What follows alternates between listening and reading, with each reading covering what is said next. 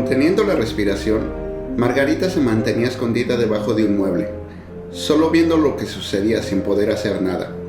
Estaba en una especie de fábrica, donde tenían a muchos jóvenes en cubos que transportaban con vehículos de un lado a otro. Lo único que podía compararse a la actividad que presenciaba era una procesadora de alimentos.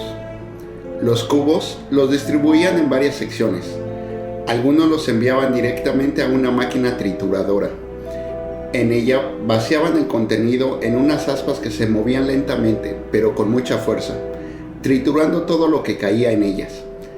Al otro extremo de la máquina salía un producto parecido a un embutido. Otros cubos con personas los mandaban a una especie de licuadora.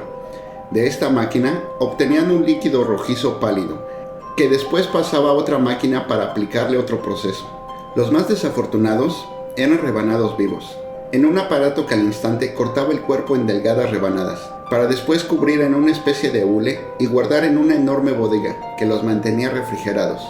Pero lo más horrible era ver a aquellos que llevaban a una área delimitada por una línea verde.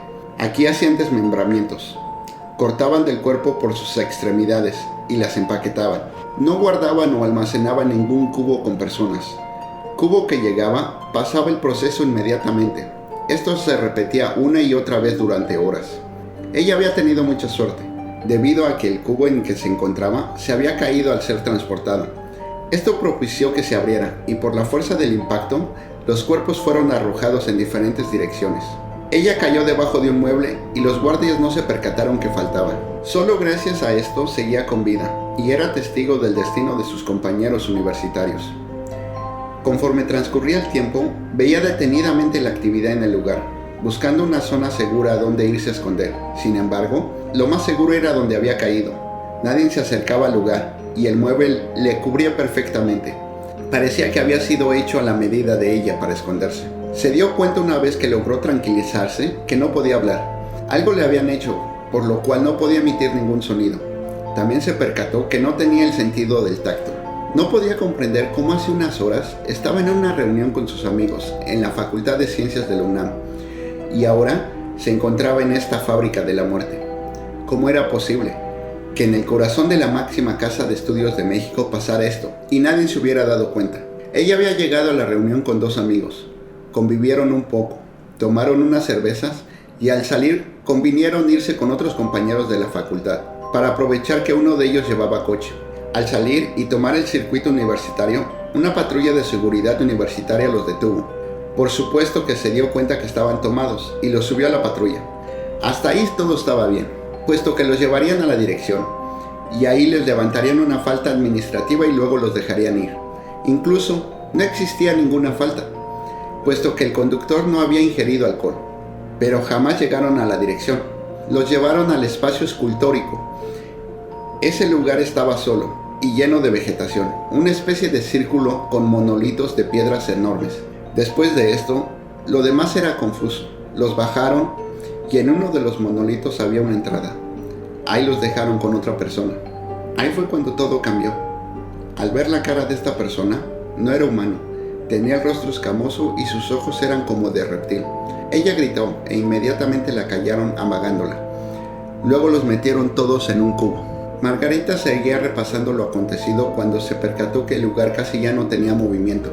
Las personas que estaban trabajando en la fábrica estaban yéndose. En pocos minutos, Margarita se había quedado sola y en la oscuridad.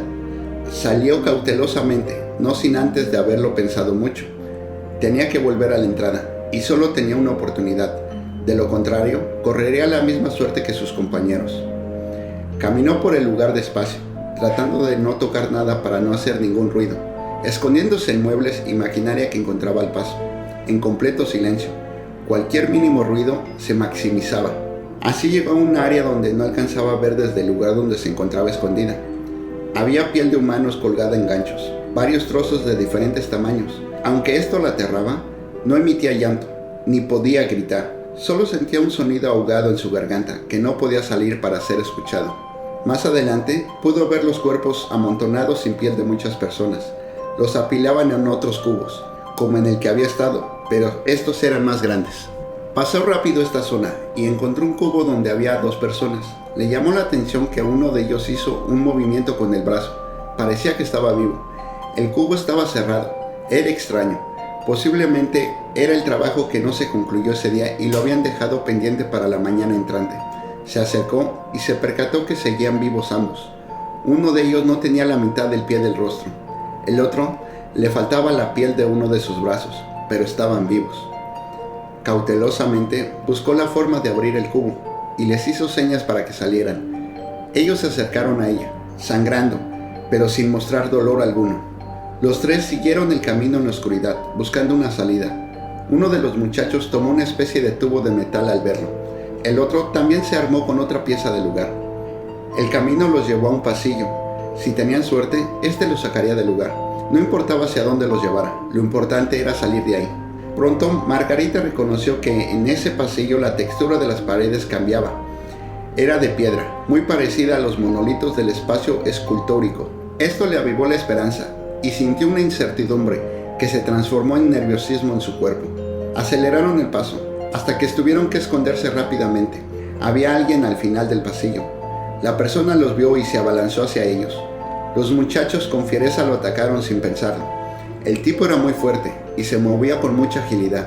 Si no fuera porque lograron propinarle 2 golpes certeros en la cabeza, no hubieran podido pasar. El humanoide quedó seminoqueado por los golpes, pero solo duró unos segundos. Rápidamente se recuperó del ataque y fue a perseguirlos. Margarita y sus 2 compañeros lograron salir del lugar.